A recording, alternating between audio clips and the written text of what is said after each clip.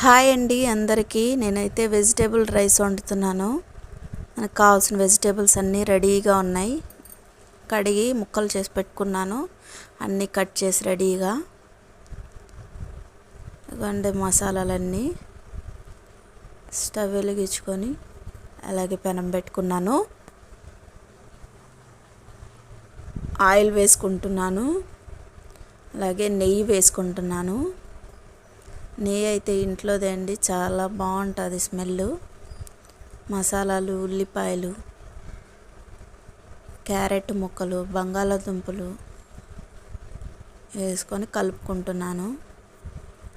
Capsicum ముక్కలు, టమాటా ముక్కలు కూడా వేసుకుంటున్నాను. తగినంత ఉప్పు వేసుకుంటున్నాను. పసుపు, అలాగే అల్లం వెల్లుల్లి పేస్ట్ వేసేసుకొని బాగా కలుపుకున్నాను. మసాలా మిక్సీ పట్టించింది వేసుకున్నాను.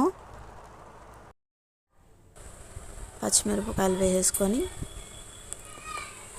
అలాగే అండి పెరుగు అయితే గడ్డ పెరుగు మీగడ తీసి పక్కన పెట్టాను నెయ్యి చేయడానికి.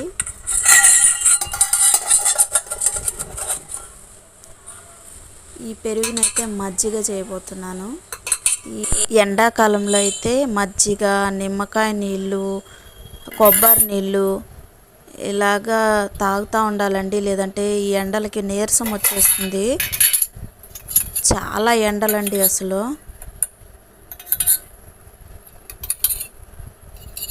అయితే గడ్డ పెరుగు కొద్దిగా తీసేసుకొని కొంచెం పెరుగు ఉంచేస్తాను. అలాగే కొద్దిగా అయితే మజ్జిగ చేస్తానండి.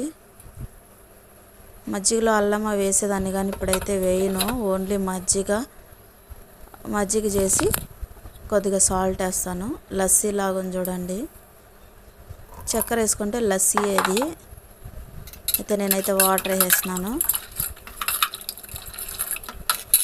తగినంత సాల్ట్, తక్కువగానే వేసుకోవచ్చు సాల్ట్, మరి ఎక్కువ వేసుకోకూడదు. ఎవరికి ఇష్టమైనట్లు వాళ్ళు వేసుకుంటారు. కాకపోతే తక్కువ ఉంటేనే బాగుంటుంది. మనం నీళ్ళు తాగాలనుకున్నప్పుడు అంటే మజ్జిగ తాగొచ్చు. పెరుగు కావాలంటే పెరుగు, మజ్జిగ కావాలంటే మజ్జిగ. అలాగే అయితే పుదీనా, కొత్తిమీర వేసుకొని కలుపుకుంటున్నాను. దీన్నైతే రైస్ కుక్కర్లో వేసేసానండి.